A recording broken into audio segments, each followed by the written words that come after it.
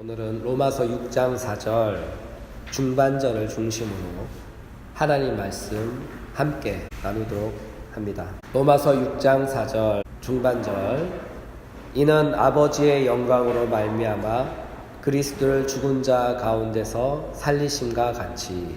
예수 그리스도는 죽은 자 가운데서 살리심을 받았습니다. 이것은 곧 예수님의 부활 사건을 가리키는 것이죠. 예수님께서 죽은 자 가운데서 부활하신 것은 아버지의 영광으로 말미암은 것입니다.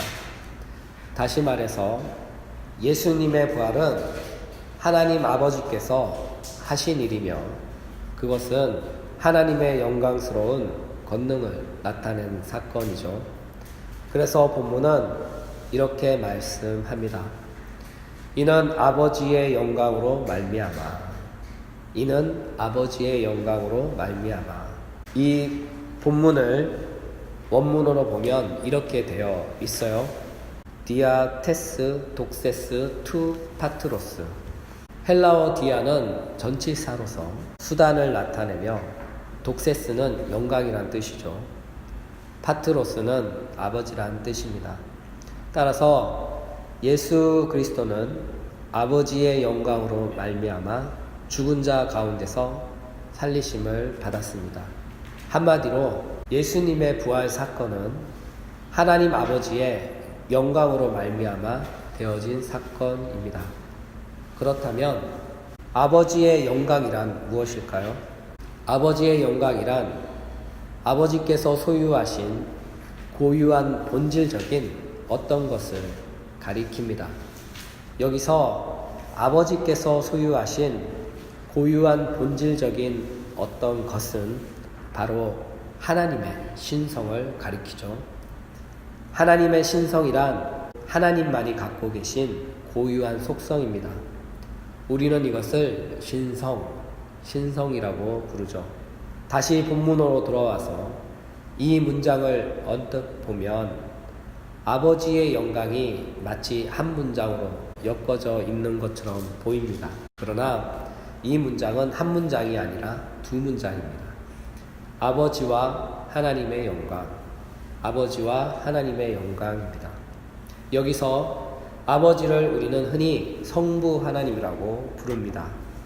또한 하나님의 영광은 하나님의 신성을 가리키는 것으로서 하나님의 고유한 본질에 속하는 어떤 것입니다.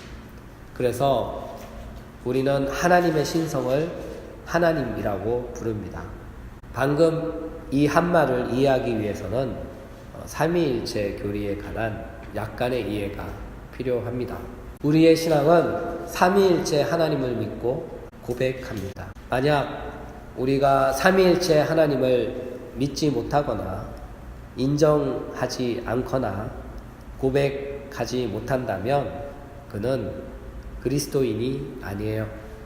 왜냐하면 성경은 처음부터 삼위일체 하나님을 선언하며 시작하기 때문이죠.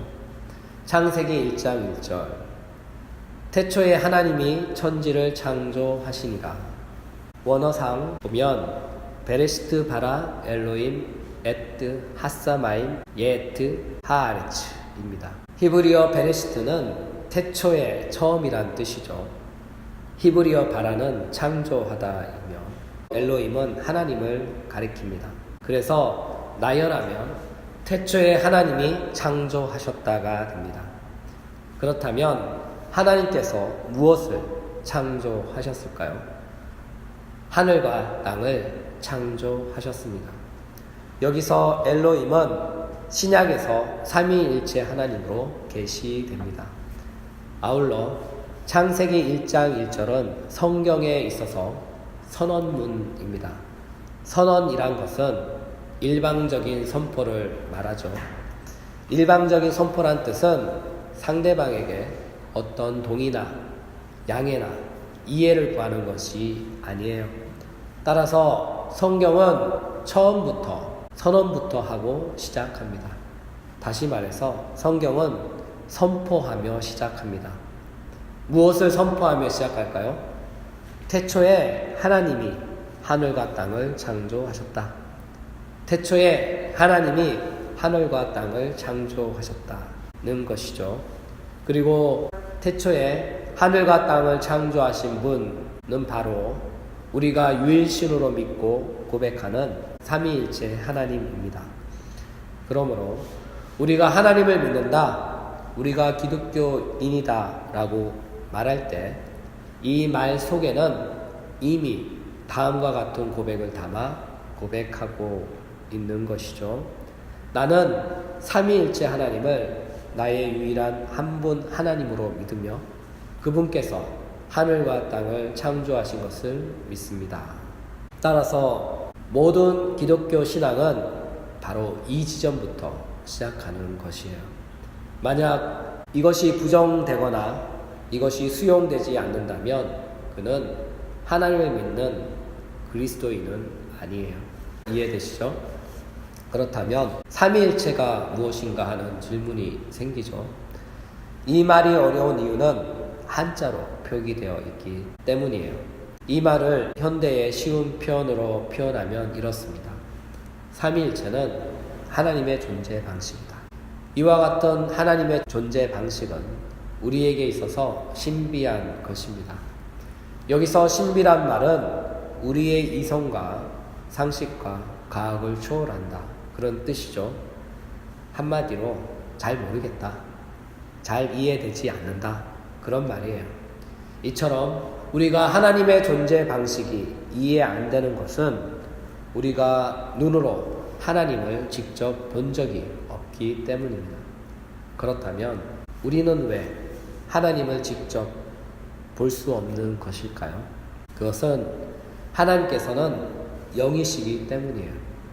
요한복음 4장 24절, 하나님은 영이시니 영은 우리가 눈으로 볼 수 없는 존재입니다. 따라서 우리는 하나님께서 영으로 존재하시는 까닭에 우리는 우리의 눈으로 하나님의 실체를 확인할 수가 없어요. 그러나 아직 희망이 있어요.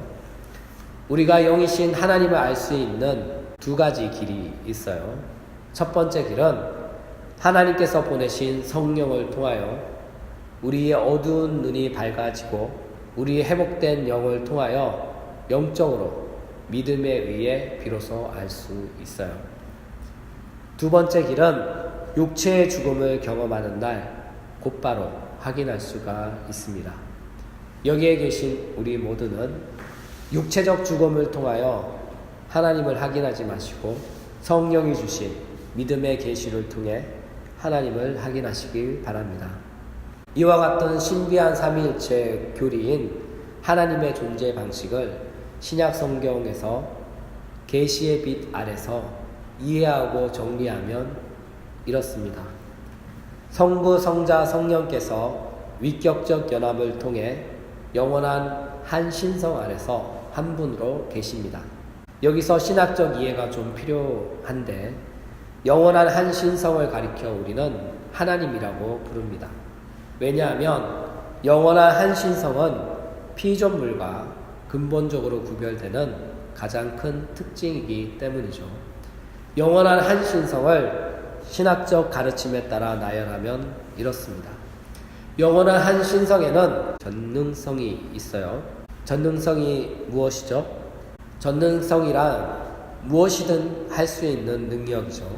그래서 우리가 하나님에게는 불가능한 일이란 전혀 없다라고 표현할 때 그 근거가 되는 것이 바로 전능성에 있기 때문이에요. 또 영원한 한 신성에는 전지성이 있어요.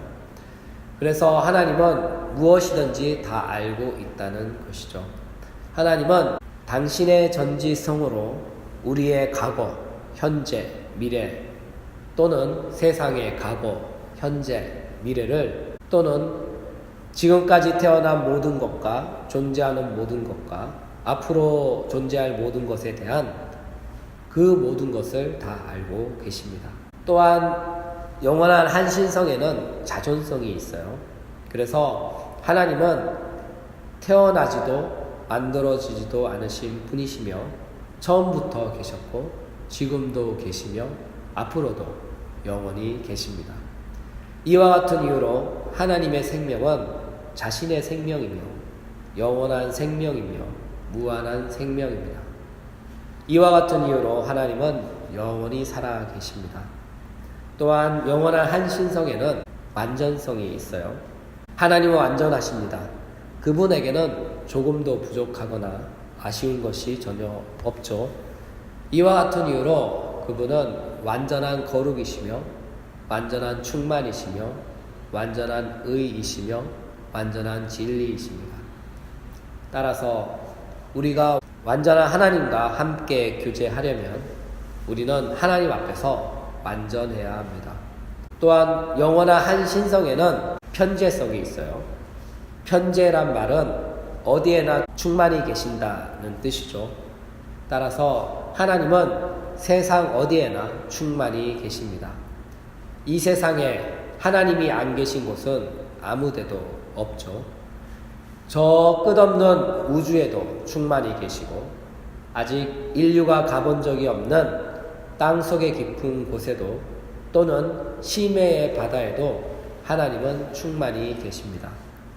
또한 하나님은 세상 안에도 충만히 계시지만 동시에 세상 밖에도 충만히 계십니다. 다시 말해서 보이는 이 세상에도 충만히 계시지만 보이지 않는 영적 세상에도 충만히 계신다는 뜻이에요. 그러므로 하나님은 모든 만물, 모든 세상에 충만하게 계십니다. 아울러 하나님은 시간 안에도 충만하시며 시간 밖에서도 충만하시고 역사 안에서도 충만하시며 역사 밖에서도 충만하십니다. 따라서 우리는 이토록 크신 하나님의 사랑을 입으며 무한한 충만하신 분의 관심을 받는 존재란 사실을 꼭 기억하시기 바랍니다. 또한 영원한 한 신성에는 영원성이 있어요. 하나님은 영원하신 분이시죠. 영원하다는 말은 시간이 존재하지 않는다 그런 뜻이에요. 다시 말해서 시간이 존재하지 않는 것, 그것이 영원인 것이죠. 이와 같은 이유로 하나님은 시간의 지배를 받지 않아요. 왜냐하면 시간도 하나님의 피조물 중에 하나이기 때문에 하나님은 시간 안에도 계시지만 시간 밖에도 계시며 이 모든 것에 동시에 존재하기도 합니다. 이와 같은 이유로 하나님 앞에서는 모든 것이 현재입니다. 과거도 오늘이며 현재도 오늘이며 미래도 오늘입니다. 그러므로 하나님 앞에서는 모든 것이 오늘이며 하나님 앞에서는 모든 것이 지금이며 하나님 앞에서는 모든 것이 현재입니다. 이와 같은 이유로 하나님은 과거의 나를 바라보시는 것이 아니라 오늘의 나를 언제나 항상 바라보십니다. 왜냐하면 나의 모든 인생은 하나님 앞에서 언제나 오늘이며 언제나 현재이며 언제나 지금이기 때문이에요. 따라서 우리는 항상 오늘이라는 현재 속에서 지금 주님을 만나고 교제하며 동행해야 합니다. 또한 영원한 한 신성에는 불변성이 있어요. 하나님은 변함없는 분이시죠. 그분은 처음부터 그분이셨으며 현재도 그분이시며 앞으로도 그분이십니다. 이와 같은 이유로 그분의 생각, 그분의 뜻, 그분의 말씀은 영원토록 변함없고 영원토록 동일한 말씀이에요. 그래서 이사야 선지자는 이렇게 말씀합니다. 이사야서 40장 8절 풀은 마르고 꽃은 시드나 우리 하나님의 말씀은 영원히 서리라. 마지막으로 영원한 한 신성은 단 하나의 신적인 본질을 가집니다. 하나님은 결코 나눠지지도 않으며 결합되지도 않아요.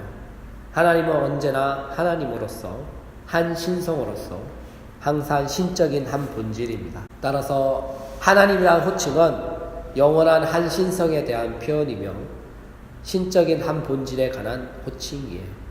우리는 신적인 한 본질인 한 신성을 하나님이라고 부릅니다. 그리고 신적 한 본질을 공유하시는 성부, 성자, 성령이 계시죠. 이와 같은 이유로 신적 한 본질을 공유하시는 성부께서는 자신에 관하여는 하나님으로 불리십니다. 또한 신적 한 본질을 공유하는 성자께서도 자신에 관하여는 하나님으로 불리십니다. 아울러 신적 본질을 공유하시는 성령께서도 자신에 관하여는 하나님으로 불립니다. 따라서 성부, 성자, 성령은 자신에 관하여는 하나님으로 불리시지만 서로의 관계적인 측면에서는 성부이시며 성자이시며 성령이십니다. 그러므로 이것을 요약하면 한 신성 세 위격으로 요약할 수가 있어요. 이것은 하나님의 존재 방식이며 하나님의 존재 방식을 우리는 삼위일체라고 부릅니다. 따라서 삼위일체 교리는 기독교의 신비로서 우리가 믿음을 갖고 수용하기 전까지는 절대로 이해할 수 없는 가르침이에요. 그런데 오늘 본문은 한 신성을 영광이라고 표현합니다. 영광은 한 신성의 본질에 대한 또 다른 표현이죠. 다시 말해서 한 신성 그 자체가 영광인 것이에요. 한마디로 하나님 그 자체가 영광인 것입니다. 영광이란 이 표현을 그 이상으로 또 다른 표현으로 표현할 수가 없어요. 왜냐하면 영광이란 단어 그 이상을 표현할 또 다른 단어가 이 세상에 아직 존재하지 않기 때문이죠. 따라서 영광이란 말은 세상에서 가장 좋은 말입니다. 영광이란 말은 세상에서 가장 고상한 말이에요. 영광이란 말은 말 중의 말, 궁극의 말인 것이죠. 이와 같은 영광이 나타났습니다. 그것은 그리스도의 부활을 통하여 나타났어요. 로마서 6장 4절 이는 아버지의 영광으로 말미암아 그리스도를 죽은 자 가운데서 살리심과 같이 그리스도의 부활은 영광의 발현입니다. 이와 같은 영광이 그리스도 예수를 죽은 자 가운데서 살리신 것이에요. 그리스도를 죽은 자 가운데서 다시 살려낸 것은 영광입니다. 그리스도를 지옥에 버려두지 않은 것도 영광이었어요. 그의 영혼을 썩어지지 않게 하신 것도 영광이었습니다. 영광이 그리스도의 부활을 가져온 것이에요. 그러므로 영광은 하나님의 전능하심의 모든 탁월함이며 영광은 하나님의 모든 완전함의 탁월함입니다. 다시 말해서 영광은 모든 신성의 탁월함을 함축한 표현인 것이죠. 이와 같은 까닭의 성경은 종종 하나님을 영광이라는 말로 부릅니다. 따라서 하나님은 스스로 안에서 영광이시기에 하나님의 그 본질은 영광스럽습니다. 따라서 하나님의 그 본질은 말로 형용할 수 없는 절대로 완전한 영광인 것이죠. 그러므로 우리는 이 영광 앞에 두렵고 떨림으로 나아가야 하며 우리는 이 영광 앞에 두렵고 떨림으로 서 있을 수밖에 없는 것이에요. 여러분, 하나님은 영광이십니다. 이 사실을 믿으시기 바랍니다. 그분은 영광의 하나님이십니다. 이 사실을 믿으시기 바랍니다. 이와 같은 영광이 그리스도를 죽은 자 가운데서 다시 살리셨습니다. 한마디로 영광이 부활을 가져온 것이죠. 우리가 만약 그리스도와 연합한 자가 되었다면 그리스도를 죽은 자 가운데서 살리신 그 영광이 우리를 또한 죽은 자 가운데서 다시 살리실 것입니다. 다시 말해서 우리는 영광으로 말미암아 부활할 것입니다. 그리고 이 영광이 우리를 새 생명 가운데 살게 하십니다. 이 영광이 우리를 새 생명 가운데서 견인해 가십니다. 로마서 6장 4절 후반절 이는 아버지의 영광으로 말미암아 그리스도를 죽은 자 가운데서 살리심과 같이 우리를 또한 새 생명 가운데서 행하게 하려 함이라. 여기서 새 생명은 빛의 자녀로서 누리는 생명입니다. 또한 행하게 하려 함이라는 원어상 걷도록 한다는 뜻으로 인생의 여정을 걷는 것을 표현한 히브리적 표현이죠. 그러므로 우리를 부활시켜서 새 생명 가운데 거하게 하시며 새 생명의 삶을 행하도록 하는 것은 다시 말해서 빛의 자녀로서 그리스도인으로서 살아가게 하는 것은 우리의 계획과 우리의 소거가 아니에요. 우리를 새 생명 가운데 걷도록 이끄시며 도우시며 힘 주시는 것은 그리스도를 죽은 자 가운데서 다시 살리신 영광인 것이죠. 그 영광이 우리를 새 생명 가운데 걷게 하는 것입니다. 그 영광이 우리를 이끄시는 것이에요. 그래서 예레미야 선지자는 이렇게 말씀합니다. 예레미야 10장 23절 여호와여 내가 알거니와 사람의 길이 자신에게 있지 아니하며 걸음을 지도함이 걷는 자에게 있지 아니하나이다. 또 잠언서는 이렇게 말씀합니다. 사람이 마음으로 자기의 길을 계획할지라도 그의 걸음을 인도하시는 이는 여호와시니라. 이 구절 가운데 여호와란 표현은 어떤 면에서 하나님의 영광의 현현을 가리킵니다. 현현이란 말은 명백하게 나타남을 가리키는데 성경의 표현으로 하나님의 계시입니다. 다시 말해서 여호와란 표현은 영광의 자기 계시입니다. 사랑하는 여러분, 우리의 죽은 영혼을 그리스도 안에서 다시 살리시고 다시 살린 영혼을 새 생명 가운데 살게 하시며 새 생명의 길을 걷게 하시는 것은 우리의 몸부림이 아니라 우리의 노력이 아니라 영광이 그리스도 안에서 나타나 우리를 지도하며 인도하며 그리스도의 그 길을 걷게 한다는 사실인 것을 믿으시기 바랍니다. 영광이 우리를 인도합니다. 영광이 우리를 그리스도인답게 만듭니다. 영광이 우리를 견인하는 것이에요. 우리가 할 일은 그리스도 안에서 나타난 영광에게 우리 자신을 위탁하고 그분의 지도를 받으며 그분의 인도를 따라 살아가면 됩니다. 그 길이 비록 가시밭길 같아 보이나 그 길은 바로 우리의 주님이신 주님의 길이었으며 주님이 걸어가셨던 길은 곧 영광의 길이었습니다. 사랑하는 여러분, 우리도 그 길을 따라가면 그 길이 곧 영광의 길이 될 줄 믿으시기 바랍니다. 말씀을 마무리하겠습니다. 오늘은 로마서 6장 4절 중반절을 중심으로 말씀을 나누었습니다. 로마서 6장 4절 이는 아버지의 영광으로 말미암아 그리스도를 죽은 자 가운데서 살리심과 같이. 이 본문은 영광으로 말미암아 그리스도가 죽은 자 가운데서 부활한 사건을 기록합니다. 예수 그리스도는 영광으로 말미암아 부활한 것이에요. 만약 우리가 그리스도 안에 있다면 그리스도를 살리신 영광께서 우리를 그리스도를 살리신 것처럼 우리도 살리실 것입니다. 그리스도를 살리신 영광은 그 본질상 하나님이십니다. 하나님은 그분 스스로 영광이십니다. 그래서 그분과 관련된 모든 것이 영광이며 영광스러운 것이에요. 이와 같은 이유로 우리가 하나님과 관계된 사람이라면 우리는 영광스러운 존재이며 영광이 충만한 사람입니다. 여러분, 이 사실을 믿으시기 바랍니다. 그리고 그리스도를 살리신 영광이 우리를 새 생명 가운데 살게 하며 새 생명의 길을 가도록 도우시며 인도합니다.